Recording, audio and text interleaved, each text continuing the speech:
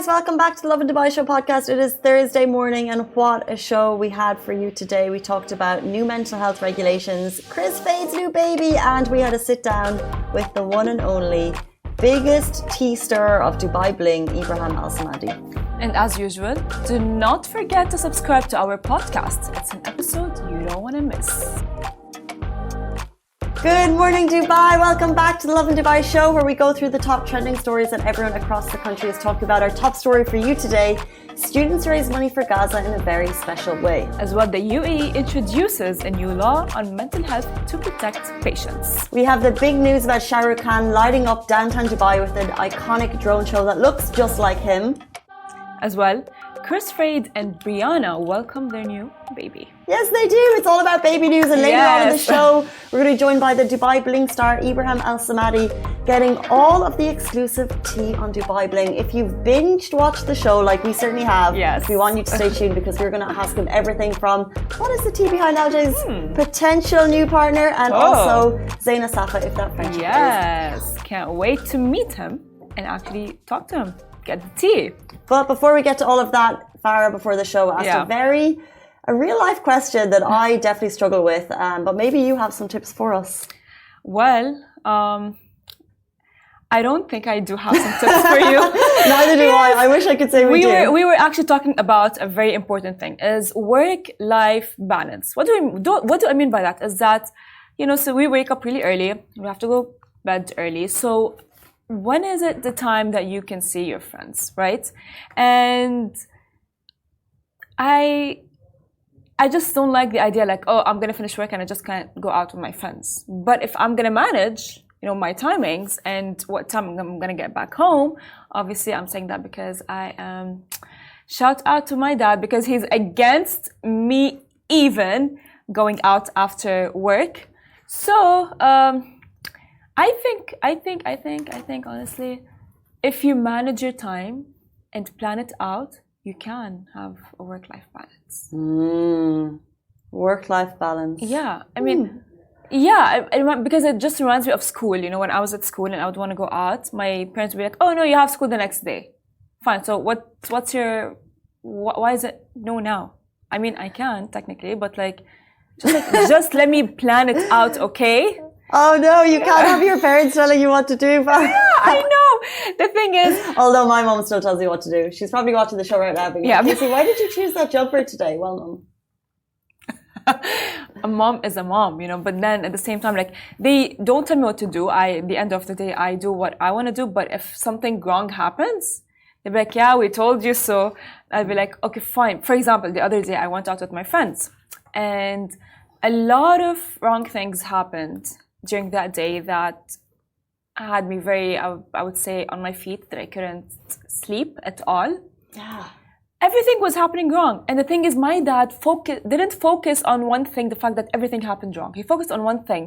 Oh, Farah, you should not go out. I mean, yeah, but there are a lot of other factors that contributed to me not sleeping early.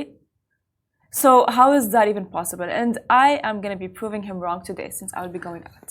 I'm going to be like, he was in the car, he was like, Farah, you know what? I think you should cancel. I'm like, well, I hope to prove him wrong, you get a good night's sleep. I don't think there's any, depending on your work, just back to the work-life balance. I just don't go out midweek anymore because I can't actually go out and function properly the next day.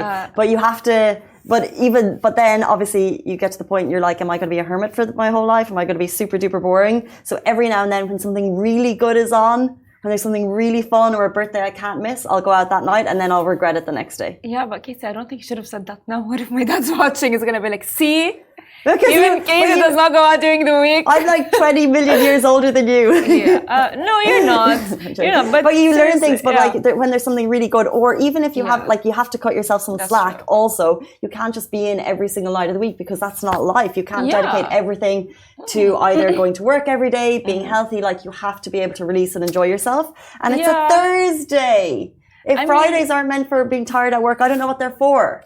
Yeah, but I think dad's watching this, and I know for sure that he's gonna call me after the show and be like, "Si Farah, I told you, No. I told you, just cancel said it." We need to cut ourselves some slack, right? So if you have if you're super strict in a routine, that's amazing for you. But every now and then you need to cut yourself, even if you had a really bad day this week, right? And sometimes you just need to make that better, and that's fine. You think so, but because I had a very bad day, right? And then I woke up the next day, I'm like, you know what, Farah, today is gonna be a good day. But did it start in a good way? No, it didn't. No, it didn't. She got chocolate all over her clothes. It was horrible. It was horrible. And I was like, why would this happen?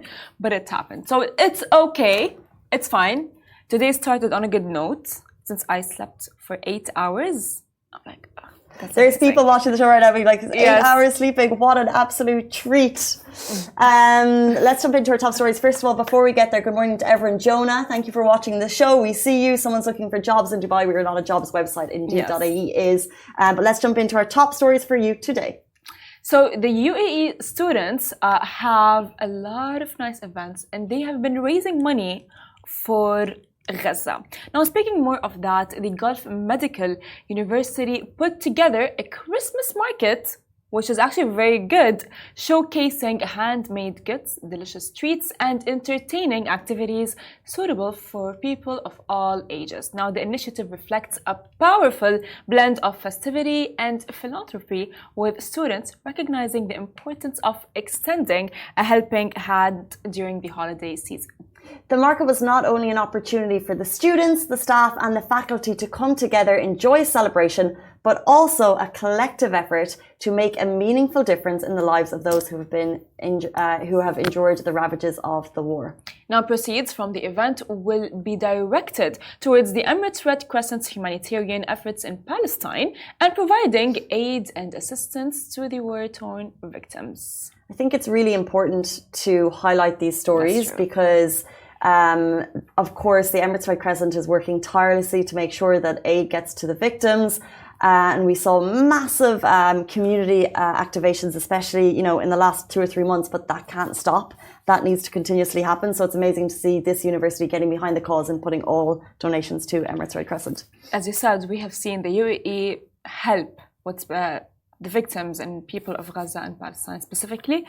And to see that universities and schools, specifically because as well my old school, and everyone around actually putting extra initiative to help the Gaza people and victims of the war, which is amazing. I even have a friend actually who has a small business, and she actually did help, by flying. She collaborated with the Red Crescent and actually did fly to the Rafah port in Gaza to actually help the victims, which is really a good cause. By the way, guys, even if you guys just share a post, you're helping. Even if you're talking, even if you're maybe increasing awareness, that itself is help. So why not? Help so in true. any way. And we saw so many small businesses do that. I know that was one thing that we were able to highlight here, is not just kind of the bigger charitable initiatives, but even the small businesses taking donations and sending it to the Emirates Red Crescent. Because people are like, what can I do? We're sitting here counting our blessings, feeling very privileged. How can we help? And that's what we saw in the last couple of months. But what we're saying is we also don't want it to stop. So it's amazing to see this university. Did you say it's your old university? No, it's not. I saw my old school actually as well have an initiative done for Gaza, which sadly I couldn't attend. But it was just nice and very heartwarming when you see that it's not only, I would say, the country is helping. Yes, the UAE is helping a lot in so many ways, but as well, individuals, as little as it is, even with helping and so on, it's beautiful at this point, because I can't imagine what people who live in Palestine and specifically Gaza and who are victims of the war feel like, or we could never, no matter how much we go oh yeah, we understand and we sympathize with them, but we could never, ever, ever just imagine how it's like to be in their place. No. So speaking of that, for sure their mental health is on the rocks. And the UAE introduces new law on mental health to protect patients. Now, the government has issued a new federal law on mental health. It prohibits the delivery of mental health services without a license, brings in age-specific safeguards to help minors and establishers monitoring committees in each emirates. The law aims to regulate the relationship between every patient and each of the parties dealing with them while promoting social integration and reducing the emotional stress that could be on other family members, which is actually really important. It also defines the terms mental health and psychiatric patient in accordance with the latest practices and concepts in the field internationally. The law also establishes a number of regulations relating to voluntary admission for the purpose of treatment of substance abuse, while outlining the obligations of the mental health establishment. Nice. Yeah, I think any step forward in normalizing conversation around mental health is so important. Even here, they've said that they're updating the language, which is really important because I think sometimes you're nervous about like sidestepping and saying the wrong thing. But I think if it's done on a government level and we're all aware of that, it's really important. So I think this is a great step. I mean, awareness of mental health, specifically in the Arab and in UAE, is very important because as an Arab, right, you grow up and like, oh, this is not allowed, don't talk about mental health. Mental health does not even exist. You know, if depression does not even exist, and all these things, they're not even there. And to have the fact that not only they've recognized the importance of mental health, but as well the importance of security and as well the healing journey and going to the doctor and psychiatry and all of these things, itself is important enough the fact that, you know, establishing the establishment that has been happening, which is normalizing it, and which is what has been needed for so long. And I think it's worth noting that if anyone watching right now is feeling alone and if they need help, do seek medical help, get the help that you need.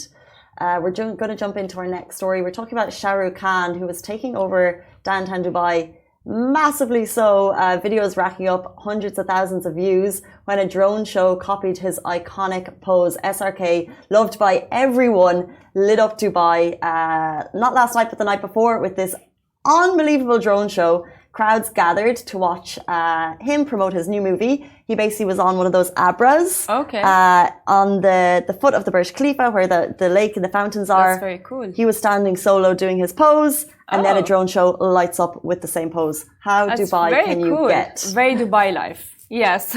So he as well tweeted, "It's such an awesome sight, and I want to thank my friend Muhammad Al-Abbar of A'mar for making this amazing experience possible." And then the drones, wow, #donkey, which is very cool, honestly, of him to. We just saw a lot of actually celebrities coming to Dubai and living the Dubai life, including Chris Brown, Kanye West, Shah Rukh Khan. Now it's just nice how they just, because I think they come to Dubai because they just can have the sense of security without having a lot of fans swarming like bees behind them. I mean, yeah, they do take pictures with them, but they are kind enough to as well allow it. So yeah, I think when it's in the right setting. Yeah, that's so true. In this case in downtown, actually, apparently, because it was to promote his new movie. Okay. So I think Shah Rukh Khan tweeted something that if you come down here, if you buy a ticket, we're going to do a meet and greet. So we have big SRK fans in the office. And Annika was saying she saw the tweet like an hour later. And of course she would have bought movie tickets for the chance to meet him. But a lot of people were down on the Dubai walk. One of the videos that we've shared was by Lovin, which is a friend of the Lovin Dubai show. And she actually, when he walked past, she's got a video and she's like this, and he touches her hand. And she's like, I'm never going to wash this hand. Yeah, I mean, honestly, you know, I don't, like, the thing is, at the beginning you think like, oh my God, fans are actually just like, oh my God, he touched my hand, right? I'm never going to wash my hand and all. I just think like, how amazing is it if you see like your idol or your best singer, your best actor, someone that you just idealize so much? How amazing is it? They do say you should never actually meet your idol. Why? Because I think people are people, and if you see someone in the limelight and you look up to them and maybe you can relate to a role that they played or maybe a song that they sing really speaks to you. And then when you meet them in person, maybe they're having an off day and maybe they're not quite like the emotional being that you think that they are. So there's actually, we kind of tend to put movie stars, celebrities on a pedestal, which is kind of unfair because we're all human and they are just human too. So I think they mean you should never meet your idol, because if you do, you might be disappointed because they're not this like ethereal being that you think that they are. That is true, by the way, as well, because on TikTok, you do see, like, let's say if someone is a huge fan of celebrity, let's call the celebrity X, and you see like, oh, my experience with X, oh, was horrible. Ah, so mean. Yes, which is very mean. I mean, they're human, right? So, I mean, like Shah Rukh Khan was kind enough to tweet himself and ask fans to come and visit. But what if you met him at, let's say, a time where he had a fight with... He's out with his family. Exactly. He's out with his family. And this is his day off. I mean, don't you guys have day offs? Yeah, you do. Would you like it if, let's say, you get like, I don't know, something on your day off? You wouldn't. So I think they don't like it ideally as well. You know, just because they're stars and they are celebrities, singers, actors, or so on, does not mean that they like to just like be in the spotlight 24/7. It depends on the person. I actually think that's like the worst thing. Yeah. Like if you're looking for internet attention to pull down on someone else, like it just shows that you're a miserable person. And no, I really don't think it's fair to pull down on celebrities or anyone else in that field. Like if that's what you're doing to get internet attention, I actually think that's a really poor show of respect to other human beings. That is true. However, speaking of celebrities who are always on, jumping into our next story, Kris Fade, who I've never seen say a bad word about anyone who's seen him. He's continuously in public situations and he's the nicest guy around. He and Briana just introduced their baby boy to the world. We love baby news. Congratulations. Congratulations, family. Kris Fade and Briana Ramirez Fade officially introduced their baby boy to the world. Welcome to the world, baby Cruz George Fade. He is the newest addition to the Fade family, and it was revealed exclusively by People last night. As well, welcoming their first child, and this is the first time a celebrity from Dubai is on People US exclusivity. There you go. I've never seen. So they had like the full show of the family getting together for the family pics. Such an adorable baby. I wonder, you know, the baby name Cruz. Cool name. It is actually Cruz Fade. Well, he's going to grow up so cool. I saw the I saw the post yesterday, and I'm like, I thought like, I don't know, it's a typo by E-Weekly, that like his name, and I was like, okay, fine. And then I saw other as well, like sources, and it's like his name is actually Cruz, which is very cool. I wonder what inspired Kris to name his son, Cruz. Yeah, I think Cruz Fade is going to be like an action hero. Can you imagine introducing yourself? Hey, I'm Cruz. Cruz Fade. Like cool. He's gonna be like, yo, bro, Cruz. No, I think Cruz Fade is like a slick, like the new generation of James Bond. Hi, I'm Fade, Cruz Fade. You know what I mean? And he's going to be like, oh, I'm Cruz Fade, and my dad is Kris Fade. I think that's how he's going to feel like. It's cool. I think Cruz Fade is going to stand on his own. Yeah, but I think honestly, for Cruz Fade, when you grow up, how old are we going to be? It's fine. So I'm just thinking at this point. Same age. We do not age. Yeah. Other people grow up around us. We stay the same. Yeah, sure. Yeah, I'm just going to be like... I'm 30 until I'm 40. Yeah. No, you're beautiful. It's fine. It's okay. You're just going to stay young forever. It's okay. That's just... It's fine. Guys, let's not talk about age. Okay, I'm panicking already because I'm going to be turning 26 next year, but it's fine. It's fine. Yeah, I'm panicking. The other day I didn't sleep for like Baby Cruz, we were so jealous because you were but a baby. We are super excited about that news. If you want more information and just to see the cute baby photos, jump onto the Instagram feed after the show because you don't want to leave right now. We're going to be joined with an exclusive interview with Dubai Bling star Ebraheem Al Samadi. He's going to talk wedding and married life. We are so excited to have him back on the show. He's going to be with us after this very short break. Do stay tuned. Hey guys, welcome back to Lovin Dubai Show. Our guest today is Ebraheem Al Samadi, a visionary entrepreneur and obviously friend of the show, star of Netflix Season 2, Dubai Bling. We are so excited to have him back. Thank you so much for being here. Pre-breakfast too, are you okay? I'm okay. Coffee is enough for now. 3 coffees, it's like what, not even 9 a.m. Thank you for being here. We appreciate your time. Thank you. Post-show, what has the reaction been like since it aired? Well, first of all, you guys know that you guys are my favorite, right? That's why I keep coming back. So when I come here, it's like You're coming. our favorite. You know why? Because I feel like I'm coming, like really, like I'm coming to see my friends. It's not an interview. It's like all chill. Just me and you. Yeah. Us. Yeah. So it dropped. It 4 dropped. days ago. It dropped. You know, we were like all anticipating it to be like in November. So everyone who asked me to come to my cafe, I'm like, it's coming in November. We weren't sure about the dates. Then, you know, for the whole Palestinian issue, we had to kind of delay it until it just wasn't the right time, you know, war and everything. So we had to release it. Like it had to be released this year. Like we cannot wait until next year, you know. Released and started, same thing happened last year. Comments and this fan after that person. This one wants to say this. Everyone wants to know like spoilers, and it's just like. Just for anyone watching right now, there might be spoilers because we have to ask questions about so much specific stuff. Yeah. Everyone in the room behind there has seen the show. I can see them. Yeah, and they all were like, oh, they left their desks and they want to come. I can see them. I feel like they're all over there smiling. I feel like a show animal, like I'm in a cage. So Masa's going to put you under the spotlight. Feed with her me. questions. Bring me the food and feed me. This is what it feels like to be a zoo. I mean, everyone were like, oh, we're going to leave our desks. We just want to see Ebraheem. I'm like, yeah, of course, you're welcome. So sweet. I love you guys. So see guys, they're all like, oh yeah, Ebraheem is here, guys, Allah. It's amazing, just like. You know, someone once asked me, they told me, you know, how is it being, you know, a celebrity or famous? I'm like, I still don't believe I'm a celebrity. That hasn't hit me yet, okay?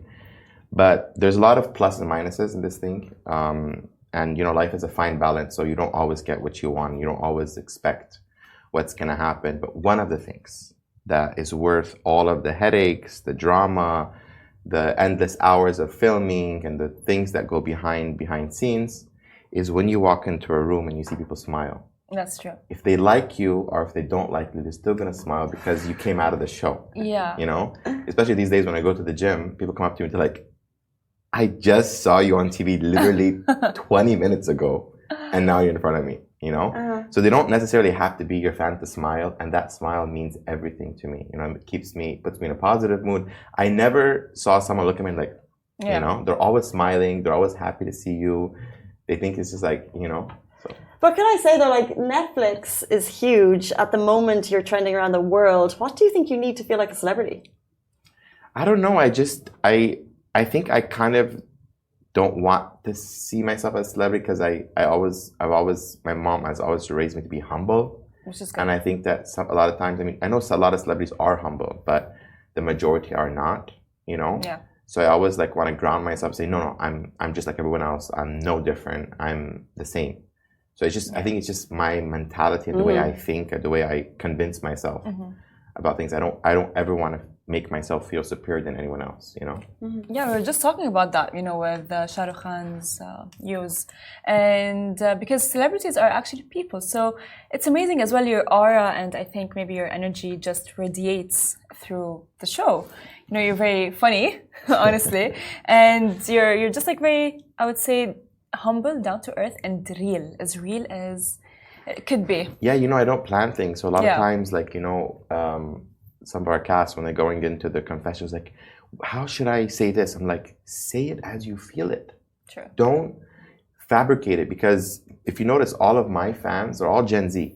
Why? Yep. Because Gen Z, they know what's cringe. They know what's been fabricated. Like, there is like, in the whole show, there's probably like one line or two lines that I probably thought of to say, and they picked up on it. True. They called me out on it real quick. They're like, you planned that in the mirror. I'm like, how did they know? Because they see so much content. That's true. There's so much involved, and honestly, it's like you can't get away. You cannot hide from them. They smell when you're fake. They know when you're trying to cover up. They know when you're upset. It's just. How do the confessionals work? Because obviously some of the best one-liners come from the confessionals. So you don't plan all of it. I genuinely thought there was a teleprompter for you guys. No, feeding you the lines. There's not. We record for a very long time. That's the thing. So we record sometimes. I think everyone else's confessional is probably like an hour. Mine's like 3 because the cameramen need to compose themselves after I talk, you know, or when I say something, or when I spit out coffee or whatever I do that's crazy, you know. Sometimes I have them crying, sometimes I have them laughing. They're on an emotional roller coaster. So they take, you know, bits and pieces of like where they feel that you were being honest and where they feel that was correct. You know what I mean? So it's not teleprompted at all. And for me, I'm actually, the worst thing for me to do is to read something from a teleprompter because it's going to come out as I'm reading. True. I cannot fake it because I have this thing where it's like what you see is what you get. You know, I'm upset, you can see. If I'm happy, I'm happy. Want to jump into the show? Yes. Let's go deep. Let's right kick in. it off with the wedding. Congratulations. Thank you so much. I just want to ask on the having a local wedding on a Netflix show. Was it important for you to show the world what a local wedding looks like? Well, that's the whole thing. So the whole reason why I was on the show is I wanted to send messages. You know, one of the messages that I was very clear about in season 1 is that, you know, boys and girls, take care of your mother, take care of your father, take care of your parents. There's nothing wrong with having a relationship with your mom as, you know, mother and son. There's nothing wrong with taking your mom everywhere. That mama's boy thing needs to be squashed. And there's nothing wrong with being a mama's boy because taking care of your parents is a part of our duties as children. So, I mean, as the kids of them. So the thing is that when it came to my wedding, I wanted the world to see what is an Arab wedding. Season 1, we got Kris Fade's wedding, but it's very Western, you know. I wanted the people to understand that what is a true Emirati wedding. So that's why, like, I really had to negotiate with my wife because my wife did not want it online at all. She was like, I want it to be as peaceful as possible. I don't want any issues. I don't want anything that is going to make my wedding any less than what I deserve. So I said, okay. So I decided that we're going to show as much as we can. Because, you know, with the Emirati weddings, it's separated. Sometimes men are in even a different date, even a different venue. So we managed to have our venue on the same day, but in the next ballroom. It was very small, just like to the close men of the family.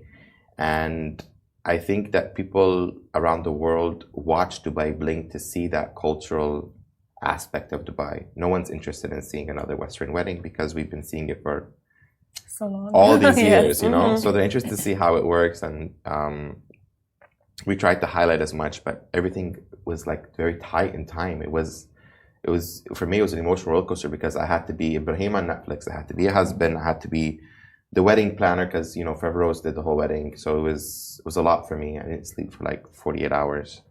But yeah, we pulled it off. And we thought we would get to see your wife.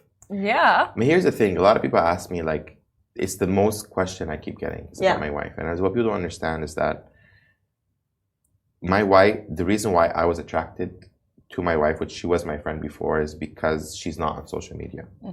When you're involved when you're in social media and you see every person that you can possibly think of, but yet you see a person that's very conservative and very different, very cultural, very close to who my family is. I was like, you know, this is the person that I want to live the rest of my life with because she doesn't care about how many followers she has. She doesn't care about what she'll post today and tomorrow. So I saw that being unique, you know? Yeah. And I was attracted by that because it's rare. As well, they say that opposites attract. Yeah. People are like, how can you go in a mirror, take a picture of your body, but yet your wife is not? I'm like, that's her decision. That's true. That's what you guys don't understand about in the United Arab Emirates and in the Middle East in general, there's still so many families that are conservative and that believe that they don't want to be. It's not that their parents told them. My wife's family are not alive. Her father and mother are not alive. So it's not that she's doing it because of her mother and father. She's doing it because she believes in it. She believes in it. Yeah. She believes in working low profile. She believes in being modest. It's her decision. Like, hello, it's her decision. But it's good to respect that. Is it? But what then? Therefore, shout out to your wife because was it a bigger compromise for her to kind of have the wedding still filmed, even though she's not showing her face, and then obviously like the celebrations after? Is that difficult for her? It was because the thing is that when Netflix films like a wedding or something, we have a board outside that says this is being filmed. And in Abu Dhabi, like women, because they take off the hijab, they're like, no, thank you. So we didn't want the invitees to leave. You know, I was actually scared that because people know that Netflix is going to be there, they're not going to show up. But we actually almost had double the attendance that day because we had some wedding crashers. I guess the hotel. So the hotel guests knew that Dubai Bling was being there and they just came. And I could have stopped them, but I said, you know what? It's our wedding and let everyone to be happy. So I let them to come in and they enjoyed, and I got the bill afterwards. But anyways, that's another story. But it's most important that everything went smooth. And yeah, so my wife knows what she was getting herself into. She knows that she's marrying a person that's on Dubai Bling. She knows that these things are going to come. She's handling it very well. And honestly, I love her more day by day to know how much she goes through for me. Yeah, I mean, that's adorable. And I've always said this. I've always told people, I'm like, guys, like when you get married in our culture, because you don't date before you get married. You meet the person and you're engaged for the intention of getting married. It's the opposite of what happens in the West. It's just the way we do things. So you actually kind of fall in love after marriage more. Okay. It's because when you go through these, hardships, and we go through, we call it in Arabic mabadi', which is situations. You see, like, wait, I made the right decision. And it can also go the wrong way as well. So, like, someone you can see the other faces. So I remember, like, my dad told me, he asked about me once to someone. He was like, what do you think about my son? And then the person said, in Arabic, "Ma na'raf khayra min sharro," means that we don't know the good. We don't know the good from the bad because we didn't experience it. So you can't come and say someone is good or bad until you've actually spent time with them. That's true. Because their true colors come out in hardships. That is true. Are in good times. So if they have something going on, have they invited you to their happy events, or they only need you when they're in trouble? So it takes time to get to know someone. Was there any drama that has happened during the wedding? So this is a very important point, because with Arab weddings, there's always drama. Okay. Arabs are very dramatic, very. Yeah. Especially when you have two different cultures. So my family is very Western, her family very cultural. So I've kind of designed the wedding to filter as much drama as possible. So I've actually separated the groom's invitees from the bride's invitees. So they're actually across the hall, across the dance floor. But there's one very important thing. Regardless of how beautiful the wedding was, regardless of the design, the decor, the location, everything, every single person there came to us and told us the vibes was absolutely beautiful. And that only happens when the invitees actually love the couple or love the person. So people who love me really love me because they understand me as a person. A lot of people, they don't understand me, and when they get to know me a little bit more, they just get to understand my character, because I'm not your average person. You can't sit there and say, okay, what's your star sign? And then you can put me in a category of Capricorn or whatever it is. So people know me, they understand me, they love me. And people know my wife, they understand her, they love her. And when you have this love, the wedding, the vibe, the energy just becomes positive. So everyone was happy. And I know everyone's happy when when the servers and the hotel hospitality says food's done. Like everyone ate. So everyone ate. Like everyone's happy. They stayed longer. That is true. A lot of people come and say, okay, they came, they took a picture, and they leave. Yeah. So that was very nice. I was very happy about that. It was a really beautiful wedding, so congratulations. Not to take away and to say that there was no drama, but you obviously had a celebration after the wedding, and LJ said, I think this is too many celebrations for Ebraheem. I think she's just jealous I didn't marry her. Could you imagine? Well, speaking of that, did she say yes after the proposal that she got? No spoilers. You want to get me cancelled from Netflix before they No, but because we saw like how when she got proposed to, she was like, she panicked and she freaked out. She was like, oh my god, this is too much for me, and so on. If you ask me one of my favorite characters besides my bestie, it would actually be LJ. LJ is she's so funny to me. Like me and her, like we didn't have a lot of scenes together, but we always joke about it. Like especially we had dinner like 2 days ago, and she was like. She told Farhana, she's like, Farhana, you really think your dates, like me and Ebraheem's dates was the best. We had the most cringy date in the history of television. I'm like, yeah, that was so funny. Like, she's like, my daughter she still watches and laugh about it, So me and LJ, we have that that friendship that we just joke about it all the time. It's just because it was like, we both shocked to see each other. Like, I didn't expect her, she didn't expect me. Yeah. And I don't know if it was like the whole intention of that date to be cringy, but it was just funny. Like, yeah. It was so awkward. No, it was so awkward. It was to be honest. It was like very awkward from her end, and from your end, I remember watching that episode thinking like, oh, what is going to happen next? Well, we sure made that restaurant famous because Yeah. the team at Atlantis, they're like, you know, everyone calls the restaurant now the restaurant that Ebraheem and LJ had. I want to go into your besties. Let's start with Besties Cafe, Danya, first of all. So, like every single storyline in Dubai Bling, we have question marks for. Yeah. So, I want to ask you about Danya's decision to not tell DJ Bliss about her shoe line. Do you think that was right? She didn't even tell me. That's I don't. Let alone her husband. That's one problem. How does someone do that? She didn't tell me. I was shocked. You know, I was like, "Wait, we're business partners. How do you not tell me? Like, this is something you have to let me know." But yeah, so I think she just like Danya is a very competitive person. She wants to always show that she's capable. You know, that's why she has that personality. But I think she didn't tell her husband not because she wanted to keep it a secret, but she wanted him to be proud of what she's done more than anything else. You know what I mean? Bestie response. But yeah, but do you think like DJ Bliss's reaction to Danya's shoe line was fair?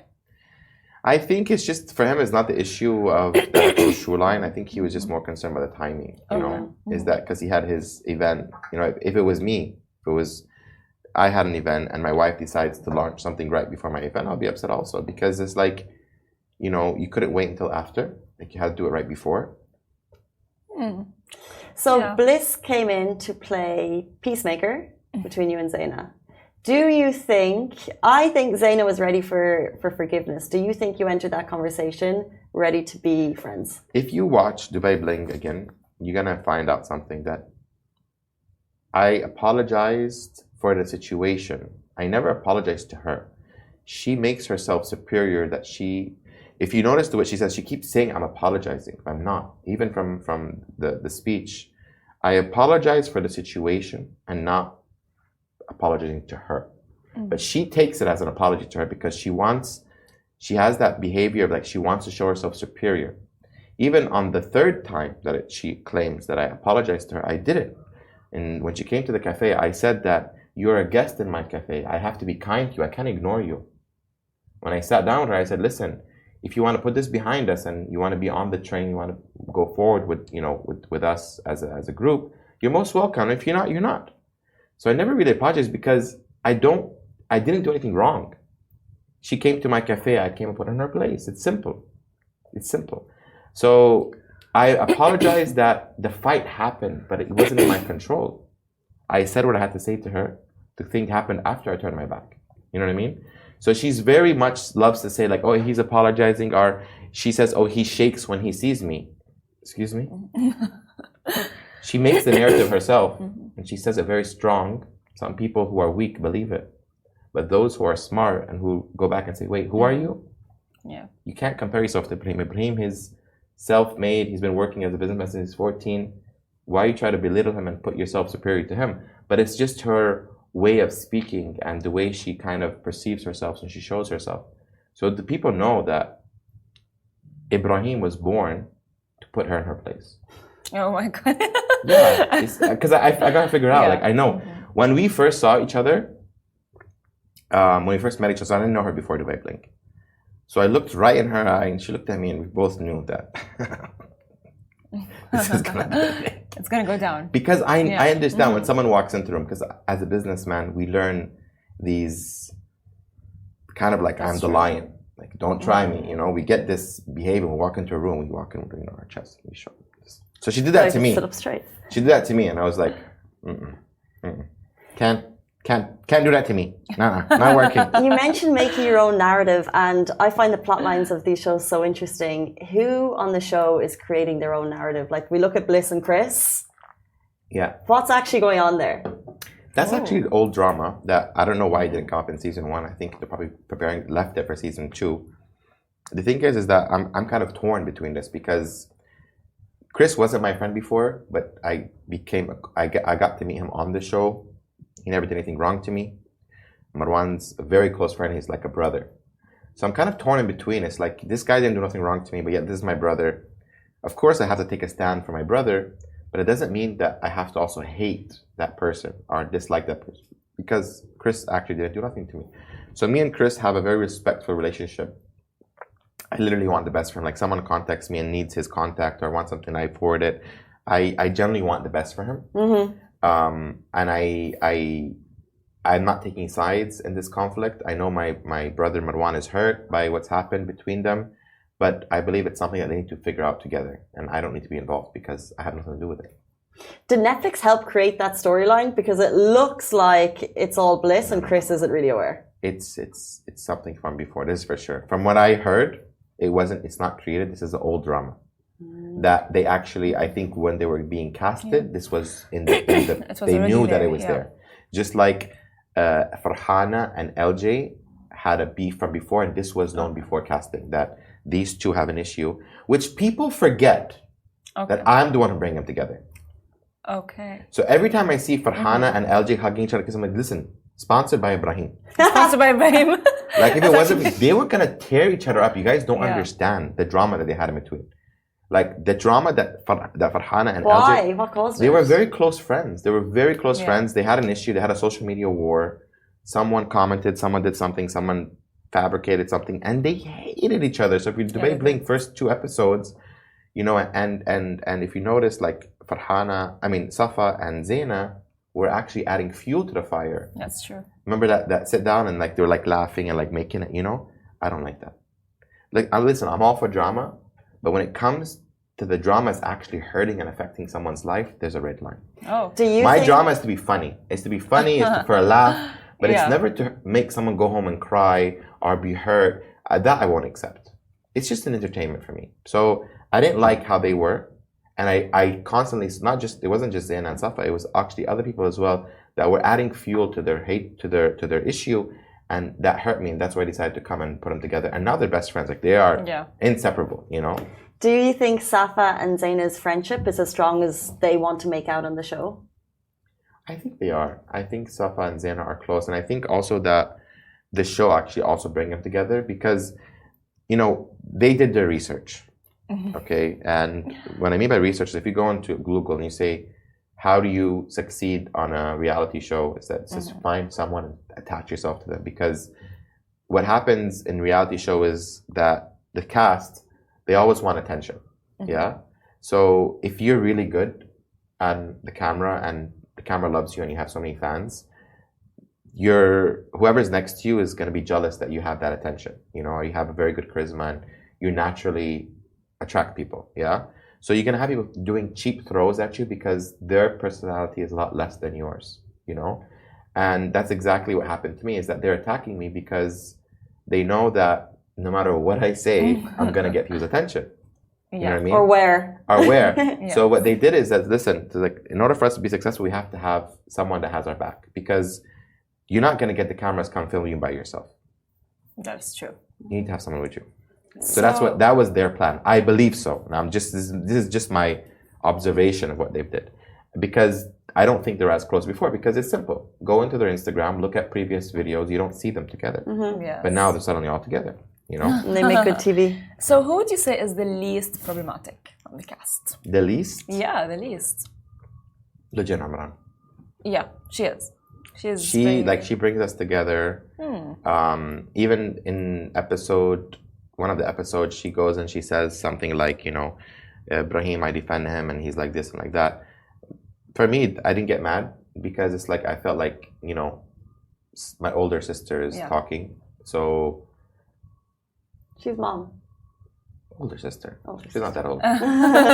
She's so beautiful. Yes, like every time I look at her, I'm like, I wish I aged like her. What was your best moment of the show?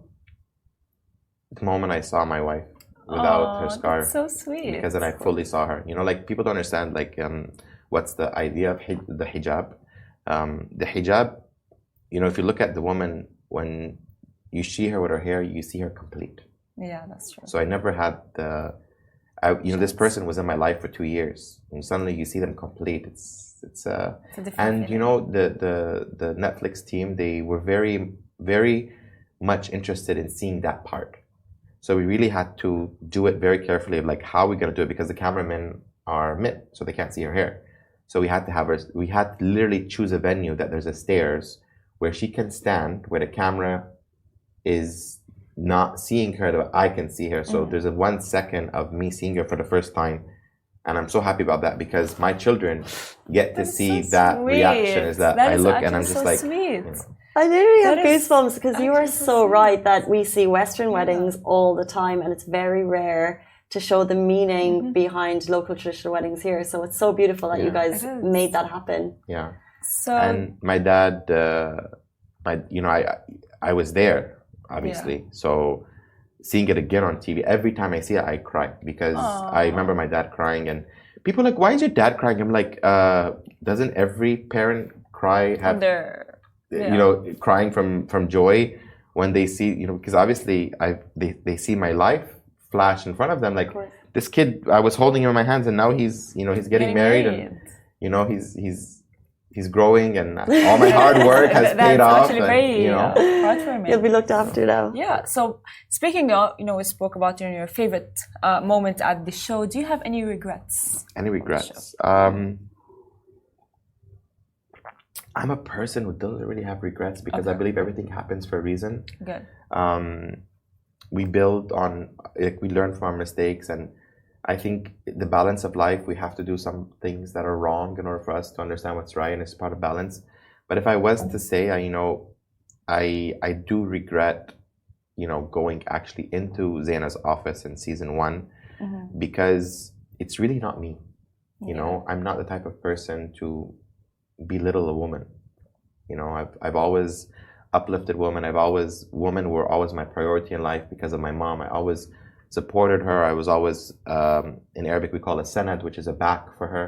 So it's not to my attribute to do it, but I did it because I felt attacked. You know, I was bullied in high school by similar people of similar personalities of Zaina.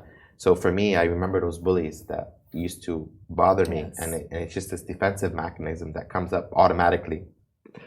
It's an automatic defense mechanism system that comes into place when I see that personality again that was there to attack me and to belittle me. But it's not me. It's not my character. You know, I always like to bring the best version out of people. That is true. And that's why I decided to do the Besties Cafe, because I told Danya, I'm like, Danya, she did her vlogging, and she had her she had a few little businesses, her cat business or whatever, but there was never an actual company that would welcome customers, an actual location, an actual business trade license. So I wanted to elevate her so that she knows that the possibilities are endless, you know. And when we first opened the Besties Cafe, I remember, like, she came in, I wasn't there, my employee, because I was traveling. My employee was like, boss, she came in, she was crying. Because it's an achievement. You know, you walk into a door of a business and you see customers and they're buying something that you thought of, and you feel that you've accomplished something, especially when you have employees and you know that these employees are being, their families are being fed from a door of business that you've helped to open. So it's very rewarding, it's very motivating. So speaking of business, you think friendship and business work together? Does it? Oh, okay. Really doesn't. However, doesn't mean you shouldn't try. Yeah. Because I believe that there's no rock that you shouldn't turn. Yeah. You know, you don't know what's under it. And I believe that you shouldn't justify someone else's experience about what, and you shouldn't justify someone else's experience of your own, because they might have not been able to succeed, but you can. Yes. So you have to try. It's just like you have a concept, you have an idea, you're not going to know till you try. You'll try, you'll fail, you'll build, and you'll do it again. So one of the famous things that keeps me going is like the story of Abraham Lincoln, since my name is Ebraheem in English. I read his story. He had 72 failed businesses before he became the president of the United States. That's beautiful. Amazing. You know? So he learned from his mistakes, and he continued, and he kept. So you have to try, and you have to leave this negative things of saying friends are not work, because there is businesses that friends did together. That was like Facebook, I believe. Mark, what's this? Zuckerberg. He did it with his college roommate. College roommate. So if we went on that, then one of the biggest companies in the world wouldn't have been made. You know what I love? I love that we came for tea, and Ebraheem has shocked us once again with so many wise words throughout the show. We have gone so much over time, but I have to do a quick fire round of questions with you. Yes. It's going to be hot or not, but first thing, Dubai Bling season 3, is it happening? I don't know. It's a question for Netflix. Answer that. Okay, we're going to do hot or not with Ebraheem Samadi. First of all, Danya's bangs. Danya's what? Bangs. I was shocked about that. I never saw that before. Okay. I think it was a wig. I think it was. Oh yes. So if it's hot, you Okay. just like. So not for Okay. no. Yeah. Oh, what is Danya's it? bangs, hot or not? No. Okay. I didn't know it was her. I'm like, there's a Japanese person on the show. I swear to God, I looked twice. I'm like, Danya, she looks at me because we watched it together. She goes, but it was like funny. Like Those fashion moments are amazing. Like Yeah. shout out to everyone because they bring Yeah. it. You saw the one with the watch? Yeah. I mean, it's all over TikTok. I didn't see it. It's all over TikTok. I saw it on TikTok Yeah. because I saw when I saw her, I saw this thing, Yeah. and then someone zoomed in on it on TikTok. I'm like, wait, I never noticed there was a watch there. Yeah. See, Gen Z just knows. Yeah. They're so All right. funny, really. Well, Farhana's matchmaking, hot or not? Not. It's not her. It's not her. Someone will come and meet her and Yeah, she's gonna. Sweep her away. She's gonna. I see her love happening by probably the collaboration she's doing, and then the person that she's collaborating with, the company will fall in love with her for the side that we see that you guys don't see. Yeah. Which is like she has a really funny side that you guys don't see much of. You know. Safa's camouflage outfit. What was That she was thinking? hilarious. No, it was hilarious. Okay, so not because first of all, Safa, wherever you are, the color is wrong, Mama. In India, that is camouflage for a different climate. Okay, you went to a forest where it's green, but you were wearing the wrong camouflage. That is for the hunters in America when they go hunting for deers. Okay, so get your camouflage colors right because it was off and. You know, she obviously walked up and she's like, she's not camouflage. I can see it. She's right. That's why Fahad's face was like, what the hell is this? Yeah. What the hell is this? She made a good point. Women are doing it around the world. It's selling out. I don't know. For some, I saw the part on TikTok, and I'm like, is it real? Is it not? So is it real?